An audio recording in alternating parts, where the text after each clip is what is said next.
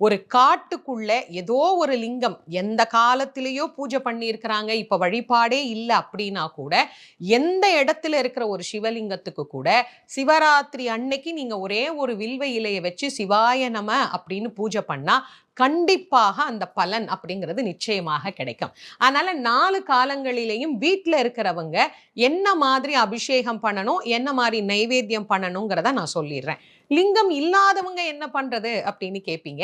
லிங்கம் இல்ல, சிவபெருமானுடைய இப்ப படம் இருக்கு. இப்ப அண்ணாமலையார் படம் வச்சிருக்கிறோம், சுந்தரேஸ்வரர் படம் வச்சிருக்கிறோம் அப்படிங்கிறவங்க அந்த படத்துக்கு இந்த பொருட்களை நெய்வேத்தியமா பண்ணி நாம வழிபாடு பண்ணலாம். இப்ப இந்த அபிஷேக பொருளையும் நெய்வேத்தியமும் என்னன்னு பார்த்துட்டு வந்துருவோமா? சிவராத்திரியினுடைய முதல் காலம் பிரம்மதேவர் பூஜித்த காலம். அந்த நேரத்துல சிவபெருமானுக்கு பாலால் அபிஷேகம் செய்து பாசி பருப்பு கலந்த சர்க்கரை பொங்கல் நெய்வேத்தியம் பண்ணலாம்.